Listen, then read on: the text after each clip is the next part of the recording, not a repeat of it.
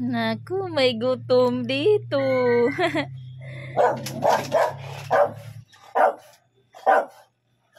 Bugoy. Juda.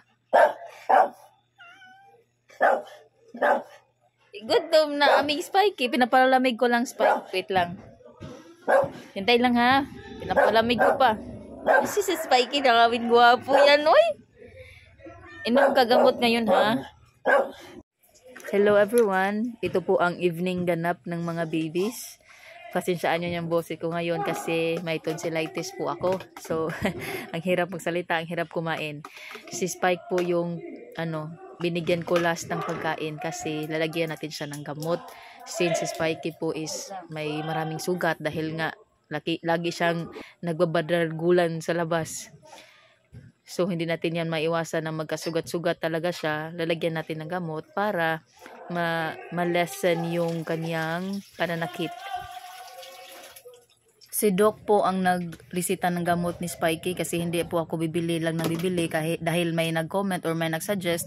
Itatanong ko pa po yan sa vet if ito ba ang gamot or pwede ba. At saka nag-usap kami about kay Spikey kasi gusto kong ipa-anti-rabies si Spike. Sabi ni Doc, since hindi nagpapahawak si Spikey ng ibang tao, ipapractice ko daw po na parang pinipisil yung likod niya. Kasi kapag mag-anti-rabies na kami, parang bipisilin pa daw ni Doc yung likod ni Spikey. So dapat ngayon, praktisado na si Spikey. Kaya yan ang ginagawa ko. Kasi nga, hindi nagpapahawak kasi sa iba si Spikey. So, hanapan na namin ng paraan paano tumantay rabies. Uy, may natira pa, Bigoy. Ikaw, Bi. Tapos na ikaw, Bibi. Bi, tingnan natin yung plato mo. Wow, simot na simot. Si Judah may natira pa. Biboy, ubusin mo. Ubusin mo. Lalabas man tayo. Ubusin mo, Guy. Yan. Ubusin mo. Naku, ayaw na. Bigay ko kay Spikey, ha? Huwag magalit. Bibigay ko kay Spikey. Ha? Huwag magalit. Spikey, oh. O, huwag magalit, ha?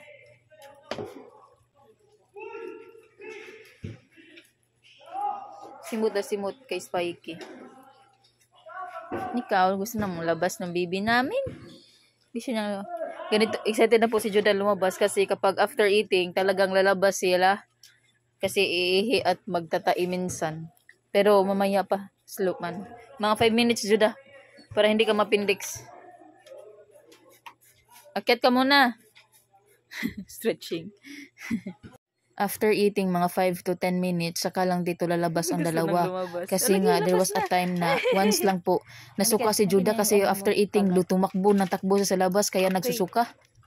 Kapag nakakolor na si Judah, kapag may color na siya, alis na kami.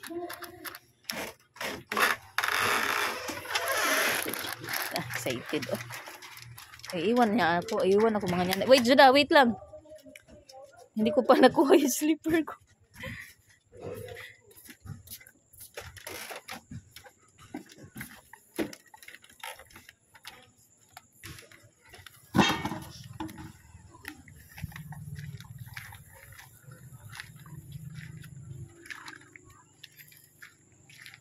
Di?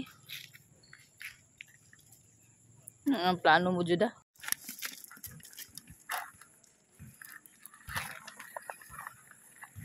Spikey. Uy. May dala na ng dahon ng Judah.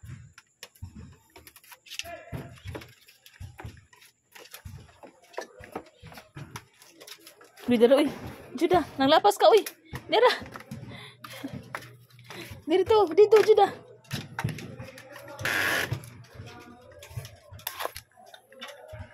After po sa labas para maghihi, toothbrush time na po.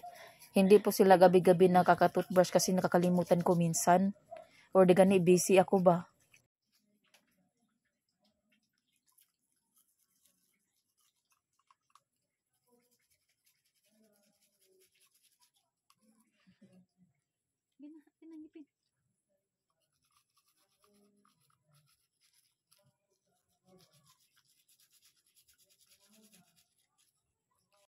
Hadasa, hugas pa dali. Diri, hugas pa na, hugas pa. Okay, very good. Hugas na pa. Hindi po masyadong madumi ang paa nila ngayon kasi wala namang putik. Kasi medyo mainit-init ang araw kanina at saka the other day. Kaya hindi ko nasasabunan. Kasi sa simbahan lang din naman sila naglalaro kanina.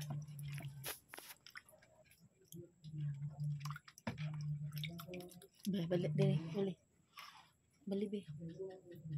Judah! Hugas paa, Judah! Hugas paa! Hugas paa na nga, bilis! Ito na yung tubig!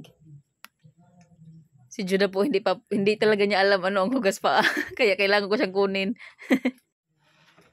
Sa simula po talaga, hindi po talaga gusto ni Judah na hugasan yung paa niya. Pero, masanay din. Kaya yung mga aso niyo, if hindi nagpapahugas ng paa, kunting tiis lang, tiis lang, masanay rin yan. Ngayon, wala nang problema si Judah kapag hinugasan ng paa. Pero noon, naku, talagang maglalaban pa kami.